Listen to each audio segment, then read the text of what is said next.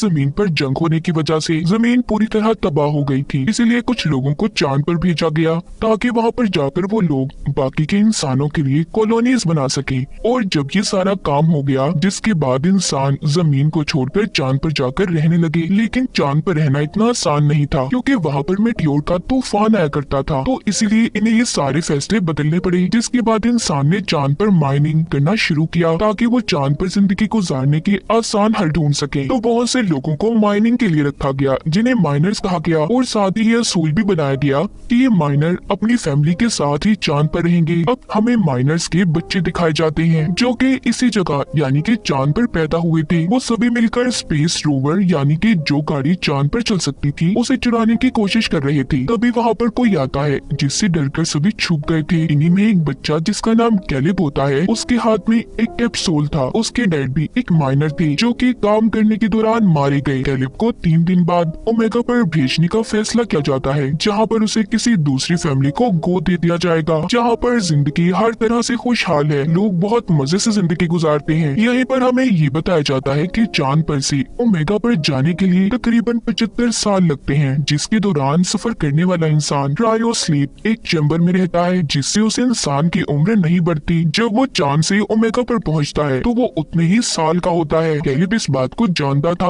उसे ओमेगा तक जाने में 75 साल लगेंगे। लेकिन कैलिब यहाँ से नहीं जाना चाहता था। वो जानता था कि फिर वो कभी अपने दोस्तों से नहीं मिल पाएगा। उसे एक लेडी बताती है कि अगले दिन मेटियोर का तूफान शुरू होने वाला है, जिसके बाद तुम्हें ओमेगा के लिए रवाना होना होगा। कैलिब को अपने डैड की बहुत याद आ रही थी। वो याद करता है कि कैसे वो बहुत ऊंचाई पर जाकर यहाँ के बेस में अपने डैड के साथ जाकर बैठा करता था। उसे याद आता है कि उसके डैड ने उसे बताया था कि चांद के उस पार कोई खतरनाक चीज आकर टकराई, जिससे वहाँ पर एक क्रेटर, एक गड्ढा बन गया। तुम एक बार उस जगह जाकर लाजमी देखना। मगर चांद के उस पार किसी भी इंसान को जाना मना था। और जिस कैप्सूल को हमने कैलिब के हाथ में देखा, वो एक गार्ड ने उसे दिया था, जो उसे उसके डैड की राख में से मिला था। तभी जब कैलिब बैठा ये सब सोच रहा था, तो उसके पास उसके 3 दोस्त आते हैं, जो उसके जाने की वजह से बहुत दुखी थे। इनमें से एक दोस्त जिसका नाम डेलन होता है, वो कैलिब के डैड की आखिरी ख्वाहिश को जानता था, जो क्रेटर के पास जाने की थी। डेलन कहता है, क्यों ना तुम्हारे जाने से पहले हम उस क्रेटर को देख कर आए, इस तरह तुम्हारे डैड की आखिरी ख्वाहिश भी पूरी हो जाएगी। लेकिन ये सब कुछ इतना आसान नहीं था। इन्हें वहाँ पर जाने के लिए जिन जिन चीजों की जरूरत होती है, ये उन चीजों को इकट्ठा करते हैं। अब इन्हें यहाँ से बाहर जाने के लिए कोड की जरूरत थी। डेलन बताता है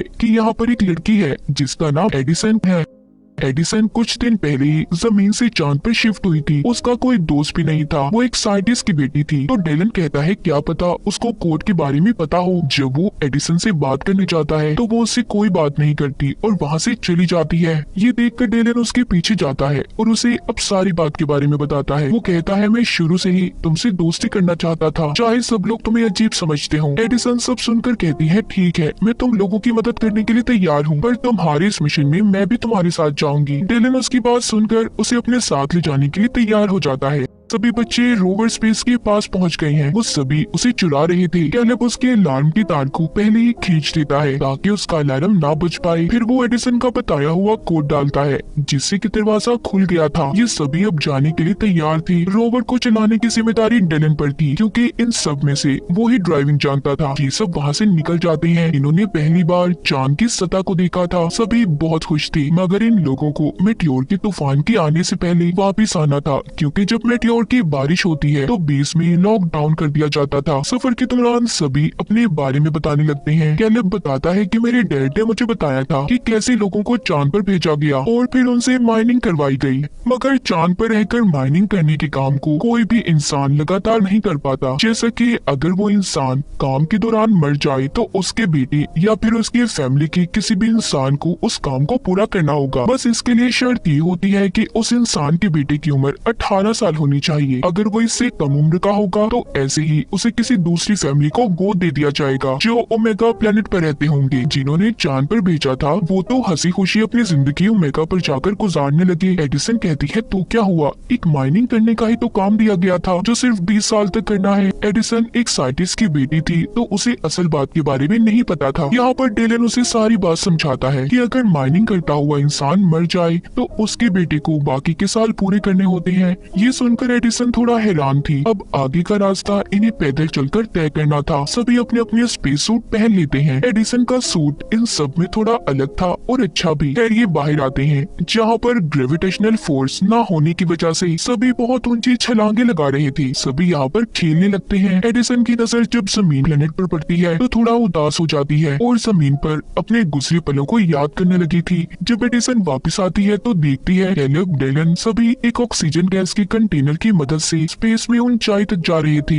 इन्होंने खुद को रोवर के साथ रस्सी से बांधा हुआ था ताकि ये स्पेस हवा में दूर तक ना जा पाए। एडिसन ये देखकर कहती है ये खतरनाक हो सकता है, ऐसा मत करो, मगर उसकी कोई बात भी नहीं सुनता। जब ये सब कुछ कैलेब का एक छोटा दोस्त करने लगता है तो झटका लगने की वजह से उसकी रस्सी टूट गई थी, जिस वजह से वो स्पेस हवा में दूर चला गया था। ये सब देखकर कैलेब और उसके बाकी के दोस्त ऑक्सीजन सिलेंडर लेकर उसे बचाने की कोशिश करते हैं। सबने मुश्किल से अपने दोस्त को बचा लिया था, मगर इन सब में उनकी बहुत सारी ऑक्सीजन खत्म हो गई थी। इनके पास इतनी भी ऑक्सीजन नहीं बची थी कि ये क्रेटर तक पहुंच पाते। सब बुरी तरह से फंस चुके थे। तभी कैलेब को याद आता है कि उसके एक दोस्त ने बताया था कि इधर ही कहीं पर एक आउटपोस्ट है, क्या पता इन्हें उधर जाकर ऑक्सीजन मिल जाए। ये बात सुनकर कैलेब का दोस्त बोलता है कि मैं वहाँ पर नहीं जाऊंगा क्योंकि मेरे भाई ने मुझे बताया था कि उधर भूत रहते हैं। ये बात सुनकर डेलन उसका मजाक बनाने लगता है और इसी बात पर दोनों की आपस में लड़ाई हो गई थी। ये देखकर कैलेब जोर से चिल्लाता है और कहता है क्या जितना वक्त साथ रहने के लिए बचा है तुम ऐसे ही लड़कर उसे बर्बाद कर देना चाहते हो। इस बात को सुनकर दोनों ने दोबारा से दोस्ती कर ली थी। खैर ये उस आउटपोस्ट पर पहुंच जाते हैं जिधर बहुत अंधेरा था। उधर इन्हें इंसानों की परछाइयां भी नजर आती हैं, जिसे देखकर सभी डर गए थे। लाइट्स जलाने पर इन्हें पता चलता है कि वो कोई इंसान नहीं बल्कि पुतले थे और ये कोई आउटपोस्ट नहीं बल्कि एक ऐसे घर का मॉडल था कि अगर इंसान जान पर रहते तो ऐसे घरों में रहा करते। खैर वहाँ पर इन्हें थोड़ा सा खाना और ऑक्सीजन मिल जाती है। रात भी हो गई थी, इसीलिए सब इधर ही रात गुजारने का फैसला करते हैं। डेलन अपने बारे में एडिसन को बताता है कि मेरे डैड मुझे अकेला छोड़कर चले गए। एडिसन भी अपने बारे में बताने लगती है कि मेरे मॉम डैड की डाइवोर्स तलाक हो गई थी, जिसके बाद मेरी मॉम मेरे भाई को लेकर ओमेगा प्लेनेट पर चली गई। मैं बहुत अकेला महसूस करती हूँ। सब लोग सो गए थे मगर कैलेब और एडिसन अभी भी जाग रहे थे। कैलेब एडिसन से बातें करने लगता है।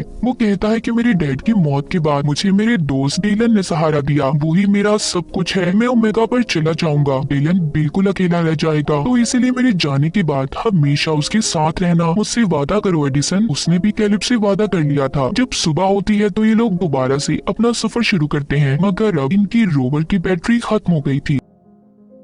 इनके पास ऑक्सीजन की भी कमी थी, तो इन्होंने मेटियोर के तूफान से पहले क्रेटर तक पहुंचना था। ये सब परेशान हो जाते हैं, इसीलिए एडिसन ने सिक्योरिटी अलार्म को बचा दिया था ताकि मेटियोर की बारिश होने से पहले गार्ड्स आकर इन्हें बचा ले। ये सब अब जल्दी से क्रेटर उस गड्ढे तक पहुंच जाते हैं जो दिखने में बहुत बड़ा था। ये सीढ़ियां उतरकर एक अजीब सी जगह पर आ गई थी, जहाँ की दीवार पर एडिसन को एक बटन नजर आता है, जिसको जैसे ही वो दबाती है वहाँ की सारी जगह ऐसी बदल गई थी कि जैसे ही लोग जमीन पर हों। ये सब कुछ असल नहीं था, मगर फिर भी इन्हें सब पसंद आता है। कैलेब यहाँ पर जब एक पत्थर हटाकर देखता है तो उसके नीचे उसे अपने मॉम डैड की राख और उनकी तस्वीर मिलती है। कैलेब ने उस तस्वीर में अपनी मॉम को पहली बार देखा था। वो इस बात को समझ जाता है कि उसके डैड आखिर क्यों चाहते थे कि वो यहाँ पर आए। वो बहुत दुखी था।